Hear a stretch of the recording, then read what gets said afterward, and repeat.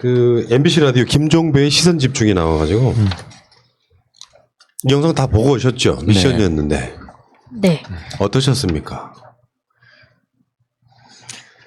그러니까 지금까지 언론에 나온 건 뭐냐면 기레기들이 뭐라고 표현하냐면 피해자가 한동훈이고 이동재라고 표현했어요. 항상. 그러는데 유시민 장관님이랑 이렇게 껴있는 거에 대해서 아 이제 피해자가 누군가에 대해서 국민이 알게 된 계기가 된 것 같아요. 제가 볼 때는. 유시민 이사장이 피해자다. 자, 오늘은 검언유착 사건의 수사심의위원회가 열리는 날입니다. 네. 유시민 장관은 그것을 의식했을 것 같고요. 그 방송 내용에도 수사심의위원회가 열리는데 왜 나를 안 불러주지? 중요한 거론된 인물이잖아요. 그 수사심의위원회가 나 안 불러주니까 이 프로그램에 나왔다 이런 취지로 이야기를 합니다. 근데 우리 생각보다 그러니까 어떤 전략이 분명히 있을 거라고 일단 보는데 사람들이 잊고 있었던 거를 한 번 더 각인시켜 준 것 같아요. 이거 한동훈 책임 아니고 윤석열 책임이야를 유시민 같은 최고의 셀럽이 한 방 딱 핵폭탄급으로 던졌던 거예요. 윤석열이 깊숙이 개입돼 있을 거라고 나는 뭐 거의 확실한다 수준의 이야기를 했거든요. 저가 이제 처음에 이동재 한동훈의 녹취록이 공개될 무렵에 제 개인 채널에서도 이야기한 적이 있는데 이거는 한동훈을 보호하려는 게 아니다. 왜냐하면 그 녹취록이 공개됨으로써 한동훈도 그렇고 이동재도 그렇고 걔 의혹을 무마시킨 것도 아니고 오히려 의혹을 더 정폭시켜 버렸어요. 그 녹취록이 뻥 공개되면서 이게 진짜니 가짜니 하면서 한동훈과 이동재 굉장히 부각이 됐거든요. 근데 정말로 한동훈을 보호하려고 했다면 이동재만 부각시켜야지 한동훈을 부각을 시키면 안 돼요. 이게 한동훈과 이동재를 동시에 부각시키면서 언론에다가 이 두 사람이 다 한 것 같은 효과를 계속 보여주고 있는데 그거는 오히려 지금 눈에 안 보이는 누군가가 있다라고 봐야 된다고 봐요 저는. 그러니까 두 사람이 계속 거론이 되고 있다면 거론이 안 된 제3자를 우리는 눈여겨볼 수 있어야 되는데 그 제3자는 당연히 한동훈을 지휘 통제할 수 있는 한동훈 이게 뭔가 지시를 하거나 뭐 이럴 수 있는 인물이거든요. 저는 그게 누군지는 몰라요. 그게 누군지는 모르는데 남들은 다 아는 것 같더라고요. 아무튼 그 한 사람을 보호하려는 오히려 언론과 검찰의 또 다른 이거는 시나리오다. 저는 그렇게 보고 있는 사람들이 있다는 걸 전해드립니다. 윤석열이 7월 25일 날 취임했어요. 근데 신라젠 보도가 처음 된 게 유시민 작가의 말에 의하면은 8월 2일 날부터 이제 공식 석상에 떠오르기 시작하는데 그때는 언론들이 관심이 없었다는 뜻은 기자들도 중요하게 안 보는 반대로 말하면 검찰이 중요하게 일단 보지 않는 사건이었을 가능성이 높고 거기에 대해서 수사를 대충 해보니까 유시민 작가가 강연했던 기록들이 나옴으로써 이거를 어떻게든지 조국 장관 밀어내는 상황과 비슷하게 만들기 위한 용도로 이제 작전이 시작되는 이런 부분. 그래서 거기 이제 유시민 작가의 표현에 의하면은 검찰이 언론에 외주를 준 거다. 그 표현을 굉장히 멋있게 말을 했는데 반대로 말하면 조작 사건에 있어가지고 언론이 동원된 희대의 사건에 가깝습니다. 이건 미수고 아니고의 문제가 아니죠, 사실. 이건 뭐 언론을 이용해서 정말로 말 그대로 그러니까 국민들의 그 대표를 선출하는 그 총선이라는 어마어마한 국가의 이벤트고 가장 중요한 행사예요. 대선보다 더 커요, 사실은 총선이. 이거를 자기네들이 어떤 힘을 이용해서 이거를 변경 조작하려고 했다는 거. 이게 공직선거법도 적용이 가능할 수 있겠다는 생각이 드는데 아직 거기까지는 이야기가 일부만 나오는 것 같더라고요. 공직선거법 적용 문제에 대해서는. 근데 한동훈과 이동재 이 사건은 그냥 이 두 사람의 말 그대로 강요 미수 이런 가벼운 건으로 볼 수 있는 게 절대 아니죠.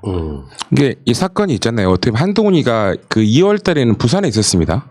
부산에 있는 사람한테 이런 신라제가 사건이 부산의 사건이 아니잖아요. 어떻게 보면요. 서울에 있는 중앙지검이나 그쪽에서 할 사건이 남부지검이 할 사건인데 굳이 거기 가서 말을 했다는 것은 뭐냐면 정권의 현재 검찰의 실세에서 가장 오른팔이라고 누구나 대한민국이 알고 있는 한동훈한테 같이 한다고밖에 안 돼요. 이게 확실한 증거지 뭐가 있겠습니까, 진짜. 거기다 지금 오늘 뉴스타파에서 윤석열이 방상훈이죠. 방상훈 조선일보 사장을 직접 만났다라는 그 폭로가 나왔어요. 이 상황에서 과연 정말로 윤석열이 그랬다면, 저는 그렇게 생각 안 하는데 그랬다면 어떤 의도와 어떤 마음을 가지고 그랬을지 한번 정말 냉정하게, 이거는 단지 형사 사건으로서 어떻게 접근하느냐의 문제이기도 하지만 이거는 온 국민들이 정말 경악할 문제예요. 이거 반드시 다시 한번 전체의 진상이 규명이 돼야 됩니다. 그러니까 이거 정치적 사건으로 변제시켜 놓은 여기는 조국 장관의 임명과 그리고 조국 장관을 낙마시키기 위한 윤석열의 몸부림, 그리고 이걸 방해하는 유시민에 대한 일종의 복수, 그러면서 사실은 이 정권, 민주정권 망해라까지 연결되어 있는, 실제로는 윤석열과 한동훈이 한 몸이 돼서 이 정권 망해라에 대한 공작일 가능성이 높다. 이런 취지로 보면 가장 맞을 것 같고, 8월 2일 날, 작년 8월 2일 날 처음으로 언급됐던 것을, 그러니까 검찰이 얼마나 나쁜 짓을 하는지가 그게 전체 맥락에서 보면 보이는 거죠. 이 사건이 빵 터졌어. 검찰은 필연적으로 압수수색이라는 걸 합니다. 그렇게 해서 드러나는 여러 가지 증거 중에 뒤지다 보니 유시민 작가가 와서 강연한 적이 있어. 그걸 갖고 있다가 그 2월 5일 날 그게 빵 터지는 대표적인 것 중에 하나가 윤석열이 서울 남부지검 신라젠 수사팀의 검사를 보강했다. 그 기사가 어떤 게 있냐면은 2020년 2월 5일 경향신문 단독이었어요. 그 유명한 유익원이 쓴 기사입니다. 참 유익원도 내가 봤을 때 이동재랑 특별히 다를 게 없어 보이는 기자. 윤석열 신라젠 수사팀 보강하라. 검사 파견 지시. 이성윤은 반대하다가 수용. 이런 기사가 하나 나온 게 있고, 댓글을 보면은 나는 그 댓글을 보면 거기에 작업 쓰레기 있다고도 느껴지더라고요. 그러니까 윤석열을 편을 들면서 문재인 정부의 친문 세력이 굉장히 부도덕하다는 걸 강조하기 위한 요 느낌이 좀 있더라고요. 그때도 한번 우리가 다룬 적이 있었습니다. 그 남부지검 그 금융수사팀, 이게 지금 여의도의 저승사자로 불린다고, 실제로는 그냥 일반 형사적인 범죄가 아니라 금융범죄 이런 거는 굉장히 좀 복잡하고 어려운 부분들이 있잖아요. 여기 지금 사실상 타임라인을 보면 어제도 우리가 방송에 말씀드렸지만 여기 한동훈이 깊숙이 개입한 건 맞고요. 윤석열이 직접 이동재 만날 수 있어요. 솔직히 말하면. 한동훈도 어떻게 보면 기획하는 행동대장에 가까운 거지 총 두목이라고 보긴 좀 어렵죠. 그거를 오늘 유시민 작가가 정확하게 찍었다고 봐요. 그러니까 그 지금까지 유시민 그 이사장에 대해서 지금까지 봤던 건 뭐냐면 이분이 돈이나 그런 거에 대해서 현도될 거라고 생각하는 것 같아요. 근데 예전에 경기도지사 출마했을 때도 유시민 장관을 탈탈탈 털었다고 하더라고요. 근데 아무것도 나오지 않았다라는 말이 나왔고, 오늘 그렇도 있잖아요. 한번 강연료가 비쌀 거다. 3천만 원 정도 돼서 여기서 대가성을 발해서 신라전에 임상을 어떻게 하고 마케팅적으로 이용했다 하는 건데, 유시민 이사장이나 그런 분들이 민주계열은요, 이런 데 강연 가면 있잖아요, 거마비밖에 안 받습니다. 저도 대구에서 그런 집회나 그런 거 주할 때 최백은 교수나 그런 거 오잖아요. 많이 준 것 같죠? 어쨌든 거마비도 못 주는 정도 수준이고, 민주주의에 이러신 분들은 상당히 청년 결백합니다. 그러니까 이제 네. 사실상 뭐 한동훈의 의심은 그런 거였다니까요. 이동재가 대략 3천만 원쯤 받지 않았을까요라고 말할 때 한동훈이 그게 중요해? 그런 느낌이잖아요. 요거는 주가 조작 사건이다, 이런 식으로 방향을 틀지요. 그렇죠. 그러니까 좀 더 정확히 말하면 유시민이 신라젠과 공모해가지고 유시민도 다녀간 강연이고 그런 믿을 만한 회사에 일하는 인상을 주면서 그게 주가 조작 세력으로 유시민은 거기에 동원된 공범으로 이렇게 몰아가려고 했다는 게 유시민 작가가 본 이 사건의 얼개인 거잖아요. 그 말대로 하면 광고비 받은 연예인들 다 아주 그냥 그렇지. 죽어나겠네요.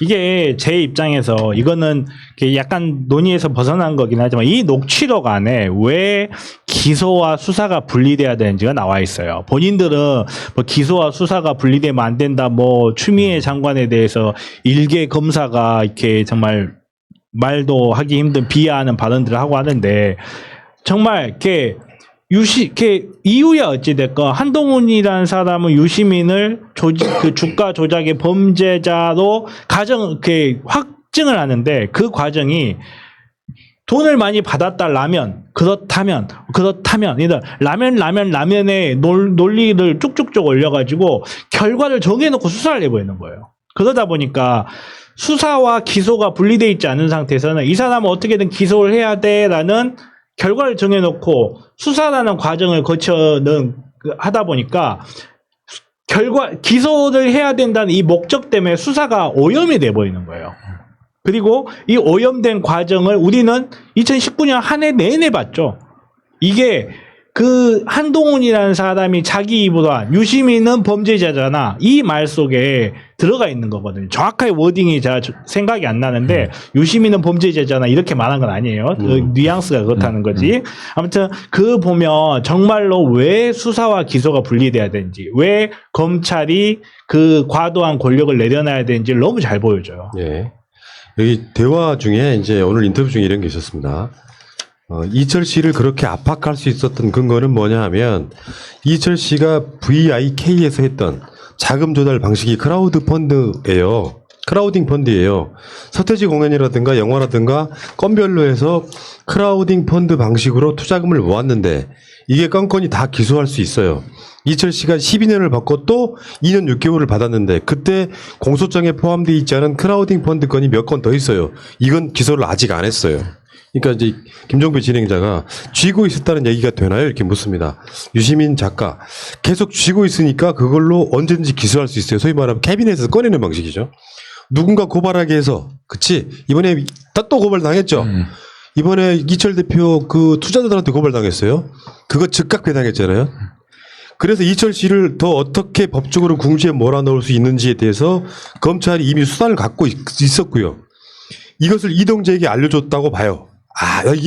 이게 유시민 작가가 보는 흐름에 정말 기가 막힌 흐름이더라고요. 그래서 되게 2월 5일 무렵에 아웃소싱한 거다. 쉽게 말하면 외주 준 거다.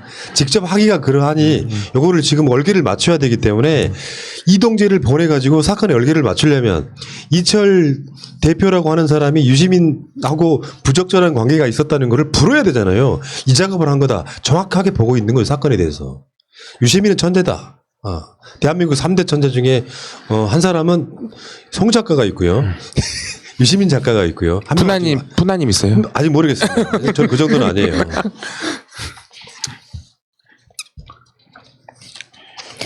이게 그 노무현 재단 계좌 들여다본 거나 이런 거를 계속 유시민 이사장님이 알고 있었고 그걸 얘기도 했잖아요. 그래서 검찰 측에서 이거를 제대로 자기들이 볼 수가 없으니까 아웃소싱 줬다라고 하는 게 그런 얼개에서는 맞는 것 같아요. 그리고 사람들이 아무도 윤석열이 도대체 어떤 관계지? 라는 거에 대해서 한동훈의 밑에 있냐 위에 있냐 이거에 대한 얘기를 많이 했었는데 그게 확실히 윤석열이 깊이 개입돼 있다. 그냥 인지하는 정도가 아니다라는 거를 이제 피해자가 될 뻔했던 분이 직접 얘기를 해줌으로써 사람들한테 명쾌하게 알려준 것 같아요. 유시민 이사장이 얼마나 천재인지를 한번 제가 이 글 대화 맥락에서 한번 볼게요.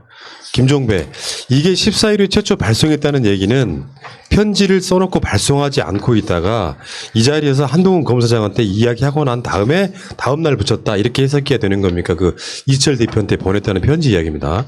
유시민 작가가 하는 말. 그렇죠. 한동훈 검사 물어보잖아요. 끝부분에 보면 지금 어디 있어요? 어디 기소라고 물어보니까 제가 구치소에 편지를 보냈어요. 아니 그게 아니고 어디 있냐고 지금 막 내려왔으니까 카페에서 하다가 하겠죠 하니까 숙소를 물어보잖아요. 그러니까 한동훈은 이동재한테 지금 부산에 내려와가지고 어디 숙소에 있냐. 지금 유시민 작가는 그 다음에 이렇게 얘기합니다. 저는 그날 저녁에 또 만났을 가능성도 배제 못한다고 봐요. 지금 일정이 있었고 바쁘니까 일단 나가긴 해야 되는데 지금 어디 있냐고 물어본 게 숙소가 어디 있냐고 물어봤을 가능성이 높다는 거지. 훌륭하지 않습니까? 저는 이게 녹취록만 있는 게 아니라요. 이건 녹음된 거잖아요. 막말로 사우나에 가서 할 수 있는 이야기도 있고 이게 이 이동재 기자나 그 백 기자가 녹음을 못하는 상황이 있을 수도 있는데도 더 심한 이야기가 같다고 볼 수 있거든요. 추론으로는 좀 의심이 갑니다. 더 심한 이야기가 오고 갈 수밖에 없어요. 녹취록을 보면 사실 제가 녹취록을 보면서 이 사람들이 만남을 계속했구나라는 거를 받았던 거는 뭐냐면 편지를 썼다 뭐 어떤 내용 그 이야기를 해요. 내가 그 사람한테 편지도 보냈거든요. 하면 한동훈 입장에서는 그걸 물어봐야 돼요. 무슨 내용인지. 무슨 편지? 이게 물어봐야 되는데 그걸 묻지 않아요.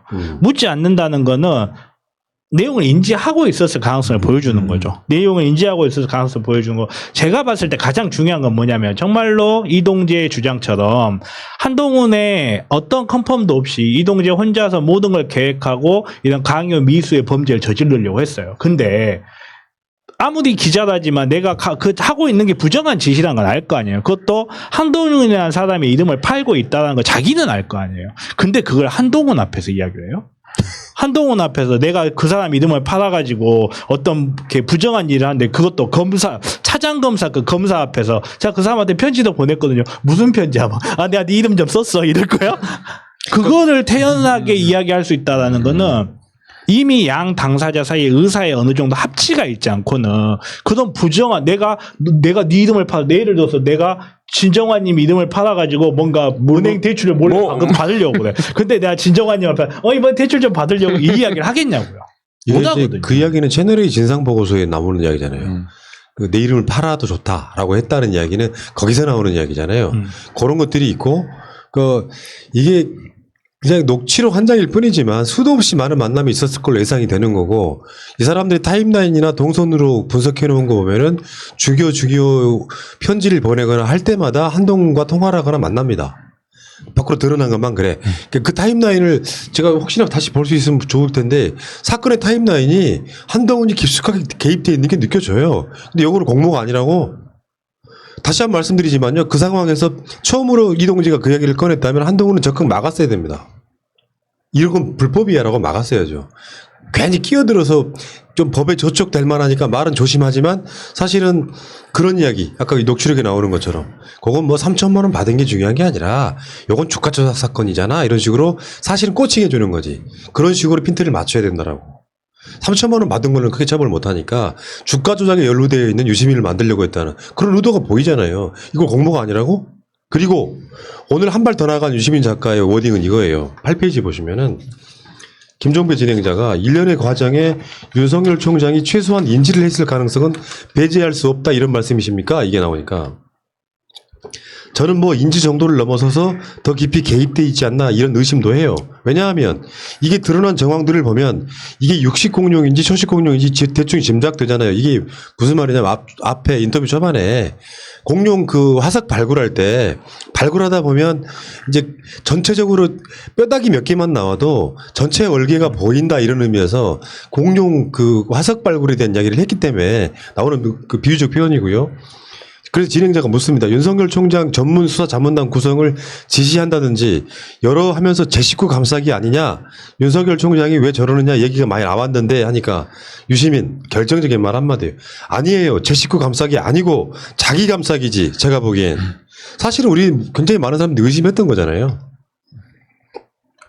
이게 자기 감싸기일 수밖에 없어요. 말 그대로 이 녹취록이 공개됨으로써 모든 사람들의 포커스가 그냥 이동재와 한동훈이 뭘 했다더라, 무슨 내용의 이야기를 했다, 그걸 논리적으로 추론하는데 정신이 없어요. 이게 야간 전투할 때요. 군인들이 야간 전투할 때 예전에 야간 투시 장비가 발전되지 않았던 시절에 뭐 막 조명탄 터트리고 그러잖아요. 사람들은 조명탄이 밝게 잘 보라고 조명탄을 터트린다고 생각하는데요. 그게 아니에요. 조명탄 보라고 하는 거거든요. 조명탄을 보느라고 정말 밑에 중요한 탱크나 보병들을 못 봐버려요. 그것처럼 정말 중요한 걸 감추기 위해서 녹취록을 빵 터트린 거예요. 녹취록 터트리니까 언론도 그렇고 모든 시사평론하는 사람들도 그렇고 다 거기만 보고 있어요. 녹취록 무슨 내용이 있구나. 녹취록이 취해 있는 사이에 유시민 장관님 같은 사람을 정확하게 보는 거죠.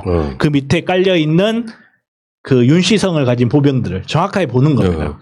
그 앞 7페이지 쪽으로 밑에 쪽으로 가보면은 이 스토리를 왜 생각했니까 그 앞에 위에 지금 녹취록 하나만 가지고 둘이 공모했네 안 했네 판단 자체를 내리는 것도 그 난센스다 이런 식의 취지의 이야기를 하고요. 그 후에 저는 뼈조각 하나 가지고 공룡 모양 전체를 확정할 수는 없잖아요.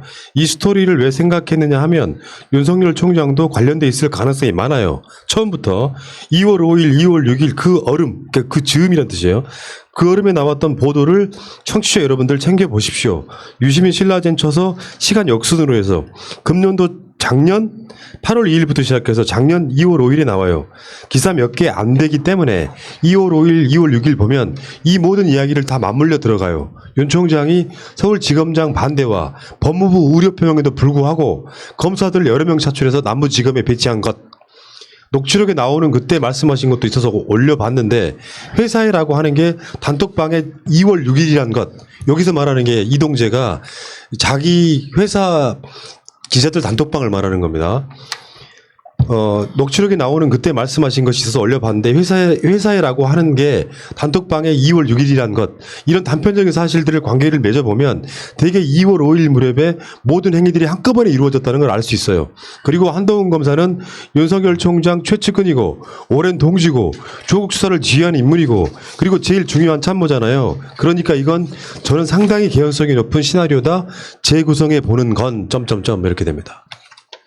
그러니까 유시민 이사장이 왜 수사심의위원회가 열리는 오늘 그것도 아침 일찍 하는 방송에 나왔을지 그냥 나왔겠습니까? 법적으로 저촉이 될 만한 모든 팩트를 지우고 본인이 할 수 있는 이야기 그리고 전략적인 단어 구사까지 하면서 굉장히 고밀도의 이 여론전을 준비하고 나온 겁니다. 그러니까 흠 잡을 때가 사실 별로 없을 거고 말하자면 이런 거지. 검찰이 흠 잡아서 뭔가 고소할 만한 여지 같은 거 차라리 논란이 되면 훨씬 더 중요해지는 것들 이런 얘기까지 다 계산해 나왔다고 보면 굉장히 저는 맞을 것 같습니다. 예, 그래서 이제 우리 윤석열 총장께서 저번에 그 추미애 장관과 문제였었을 때 다른 원래 대검찰총장이 그런 경우는 사퇴를 했는데 끝끝내 자리에 남아있는 것은 뭐냐면 이 자리에 있으면서 이 문제를 해결하는 거가 최선이라고 생각하는 것 같아요. 그러니까 한동훈을 맨 처음에 그랬어요. 한동훈을 보호하기 위해서 남아있는 게 아니라 여기서 오늘 딱 느꼈죠. 내 자리를 보려면 내가 총장 자리에 내년까지는 있어야 된다라고 생각을 하는 것 같아요. 보니까. 그리고 이제 결정적으로 마지막 부분에 어떤 얘기가 나오냐면 재단 그 노무현 재단 계좌 들여다본 거예요. 요거는 다시 말씀드리지만 수사 등이 필요해서 계좌를 열람하게 되면 나왜 통보를 해주게 돼 있어요. 개인정보보호법 때문에. 근데 노무현 재단은 통보를 받은 바가 없고 그리고 실제로 얼마 전에 그런 워딩들이 나왔거든요. 그 신라진 수사를 마무리하면서 유시민 작가하고 연관성이 없다고 발표를 할 때 검찰 쪽에서 나온 이야기가 마치 뉘앙스가 노무현 재단 계좌를 들여다본 것 같은 느낌의 이야기가 또 한 번 더 나옵니다. 이 과정에서 보면 유시민 작가의 말처럼 이거 사찰이다. 그러니까 그 계좌를 들여다본 뒤에 통보하고 어떤 과정을 거치고 검찰에서 뒤지고 이런 과정 우리가 뭐 생각하는 모든 과정들은요 적법하다라는 가정하에서 가능한 거예요. 적법한 이유를 가지고 적법하게 계좌를 봤으면 당연히 시간 지나면 통보해 주죠. 근데 만약에 설마 그럴 리가 없지만 저는 절대 그렇게 생각하지만 검찰이 불법 사찰을 목적으로 해서 그 계좌를 다른 방법으로 들여놨다. 그럼 통보를 안 해주죠. 할 방법이 없죠. 불법적인 일을 했는데 불법적인 일을 했다고 통보할 리가 없잖아요. 그러니까 유시민 장관님의 불법 사찰이라는 표현이 정말 정확한 표현이라고 봅니다. 그러니까 여기 보면은 녹취록 속에 한동훈을 보면은 뉘앙스가요. 유시민을 범죄자로 놓고 예단해 놓고 대화가 시작되는 거잖아요. 쉽게 표현해서 파보면 안 나올 수가 없다. 그러면서 이게 3천만 원 받은 문제가 아니고 사실 받지도 않았지만 그러니까 출연료, 강의료를 3천만 원 받은 게 문제가 아니고 그것으로 주가 조작의 일종의 공범일 거라는 뉘앙스로 이야기를 하면 그러면 거기에 이제 검찰 방식이 있잖아요. 조국은 범죄자여야 해. 그럼 뭐 어떻게 만들어내지. 한명숙 총리가 그렇게 당했다니까요. 검찰이 한명숙을 유죄로 만들기 위해서는 말도 안 되는 증인들 데려다가 그 사람을 범죄로 만들어버리잖아요. 마찬가지인 거죠. 검찰은 하나도 안 바뀌었던 거고 유시민 작가를 이런 방식으로 해서 그게 새나가 버린 거. 이 결정적인 문제입니다. 만약 이게 새나가지 않았다면 소위 말하면 총선 전 작업 이건 분명히 있었을 거라고 보는 거죠. 유시민 법정에 가서 대법원에서 무죄 판결 받는 건 아무 문제가 안 돼. 총선 직전에 한 2주나 일주일 전에 빵 터뜨리는 거지. 유시민 신라진으로부터 돈 받아도 아니야. 지금 이걸 보면은 주가 조작에 연루돼. 그래가지고 이제 누군가가 고발하게 만들고 그 고발을 통해 가지고 어마어마하게 막 기레기들이 이제 단독 걸어가지고 유시민 알고 보니 뭐 알릴레오도 뭐 대기업으로 후원 받았다 뭐 그 말도 안 되는 것들을 계속 보도를 해. 그리고 나서 국민들이 난리가 났을 때 총선이 치러졌다고 생각해봐요. 아찔한 거지. 이거를 한동훈과 윤석열이 사실상 뭐 어떤 공모관계를 했다면 이걸 내비둬야 돼요. 내비두면 절대 안 되죠. 절대 안 되고 이게 제가 늘 이야기하지만 무슨 특별법 누구법 만드는데요. 한동훈법도 만들어야 돼요. 이게 지금 현재로서 제가 아까쯤에 조심스럽게 이게 공직선거법상 적용 대상이 될지 안 될지 모르겠다라고 말씀드렸었는데 이런 게 이렇게 공직선거를 문란한 행위를 만약에 현재 법이 없다면 이거는 한동훈법을 만들어서라도 어떻게 조치를 해야지 이게 단지 이런 어마어마한 사건, 국민 전체의 민의를 그르치려고 시도했던 이 사건이 그냥 강요 미수 이거 형량 얼마 되지도 않아요. 이 강요 미수로 그냥 해결을 퉁치고 넘어가려고 한다. 절대 안 됩니다. 네. 이거는 정말 국회에서라도 출범이라도 해서 한동훈법, 이동재법이라 만들어야 돼요. 네. 니들 영광이겠다. 그 유시민 작가가 김종배 시선 집중해서 언급했던 바로 그 기사를 살짝 보면은 헤드라인 윤석열 신라젠 수사팀 보강하라 검사 파견 지시 이성윤 반대하다 수용 이게 2020년 2월 5일 경향신문 단독인데 놀랍게도 유희건 윤지원 기자의 보도인데요. 그 기사 마지막 부분에 이렇게 나옵니다. 유시민 노무현 재단 이사장이 2015년 양산 부산대병원에서 개최된 신라젠의 폐사백 기술 설명회에서 축사한 것을 두고 의혹이 나왔다. 그러면 이거를 검찰 말고 누가 알고 있었겠어요? 왜냐면은 이 신라젠 수사팀을 보강하라라고 했다는 말은 그 전에 이미 신라젠에 대한 압색 같은 거를 했단 말이에요. 근데 대체 얼마나 얼기가 큰 사건이길래 윤석열이 이 수사팀 보강해야 돼. 할 일이 되게 많은 뉘앙스잖아요. 어마어마한 범죄가 있는 것처럼 보이잖아. 요거를 경향신문의 유희건이 단독으로 받아가지고 기사 말미에 유시민 노무현 재단 이사장을 살짝 집어넣어요. 사람들이 보기에는 지금은 신라젠에 대해서 검찰이 관련 없음으로 결론을 내렸다고 하지만 이 당시가 2월 5일이에요. 총선 2달 전이라고. 그러면서 기사에 슬쩍슬쩍 유시민 등을 끼워 넣었습니다. 유시민 작가는 지금은 정치를 안 하지만 되게 많은 사람들은 유시민은 문재인 대통령의 굉장히 친한 측근으로 인식이 되고 있는 상태잖아요. 이런 짓거리를 지금 했다는 게 딱 느낌으로 나오잖아. 유희건은 뭘 알고? 이 소스는 당연히 검찰 쪽에서 받았겠죠. 심하게 표현하면 한동훈 같은 놈들에 의해서 야 여기 유시민 관련 있다는 거를 마치 관심 없는 듯 살짝 끼워넣잖아요. 우리가 언론을 볼 때 정말 주의해야 됩니다. 언론에서 어떤 한 사람을 나쁜 부분만 발췌해서 정말 그 사람 죽일로 만든 거 일도 아니거든요. 유시민 같은 분도 마찬가지지만 모든 기사를 볼 때 정말 좀 주의하고 다시 한번 그 행간에 깔린 의미들을 보면서 읽는 게 정말 기레기들한테 살해당하지 않는 방법입니다. 알겠습니다. 어쨌든 유시민 이사장님 역시 유시민이야. 한번 나오면 언론이 도배를 해주잖아. 땡큐 유시민. 또 나오세요. 오늘 수사심의위원회 유시민 장관의 인터뷰를 보고 들어간 사람들이 굉장히 많았을 겁니다. 저는 그런 효과를 어느 정도 계산했다고 봐요. 훌륭하신 분이세요.